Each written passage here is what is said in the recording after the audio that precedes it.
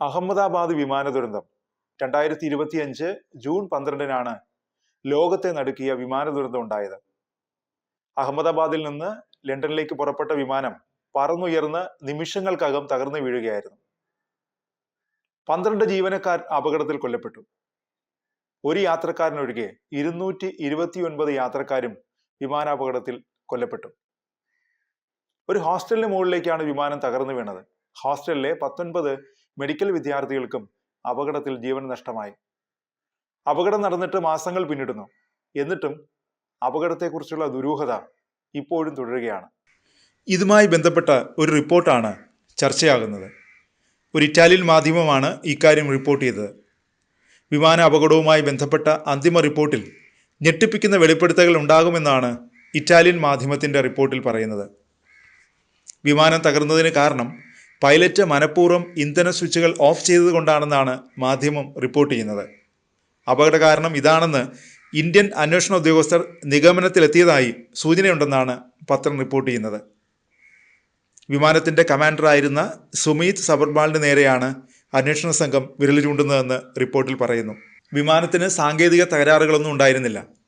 പരിശോധനയിൽ 2 എഞ്ചിനുകളും നിശ്ചലമാകുന്ന രീതിയിൽ ഇന്ധന സ്വിച്ചുകൾ ഓഫ് ചെയ്തത് പൈലറ്റാണെന്ന് വ്യക്തമായി. കോക്പിറ്റിലെ വോയിസ് റെക്കോർഡുകൾ പരിശോധിച്ചാണ് അന്വേഷണ സംഘം ഈ നിഗമനത്തിലെത്തിയതെന്നും റിപ്പോർട്ടിൽ പറയുന്നു.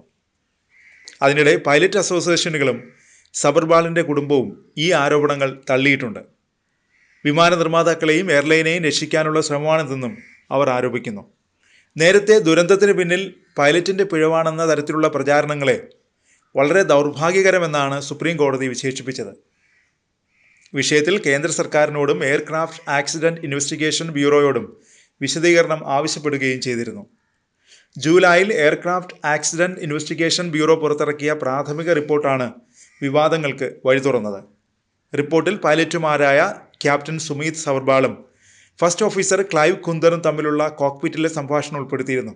വിമാനം തകർന്നു വീഴുന്നതിന് തൊട്ടു മുമ്പ് എഞ്ചിനിലേക്കുള്ള ഇന്ധന സ്വിച്ച് ഓഫായത് സംബന്ധിച്ച് പൈലറ്റുമാർ തമ്മിൽ നടത്തിയ സംഭാഷണമാണ് ശബ്ദരേഖയിലുണ്ടായിരുന്നത്. എന്തിനാണ് ഓഫ് ചെയ്തതെന്ന് ഒരു പൈലറ്റ് സഹപൈലറ്റിനോട് ചോദിക്കുന്നതും താൻ ചെയ്തിട്ടില്ലെന്ന് മറ്റേയാൾ മറുപടി നൽകുന്നതുമാണ് ശബ്ദരേഖയിലുണ്ടായിരുന്നത്. ഇതാണ് ദുരന്തത്തിന് കാരണം പൈലറ്റുമാരുടെ പിഴവാണെന്ന തരത്തിലുള്ള അഭ്യൂഹങ്ങൾ പ്രചരിക്കാനിടയായത്. എന്നാൽ ഈ റിപ്പോർട്ടിനെതിരെ സേഫ്റ്റി മാറ്റേഴ്സ് ഫൗണ്ടേഷൻ എന്ന വ്യോമയാന സുരക്ഷാ NGO പൊതുതാൽപര്യ ഹർജിയുമായി സുപ്രീം കോടതിയെ സമീപിച്ചു. പ്രാഥമിക റിപ്പോർട്ട് നിർണായക വിവരങ്ങൾ മറച്ചുവെക്കുന്നുവെന്നും ഇത് പൗരന്മാരുടെ ജീവിക്കാനും തുല്യതയ്ക്കും സത്യസന്ധമായ വിവരങ്ങൾ അറിയാനുമുള്ള മൗലികാവകാശങ്ങൾ ലംഘിക്കുന്നുവെന്നും ഹർജിയിൽ ആരോപിച്ചു.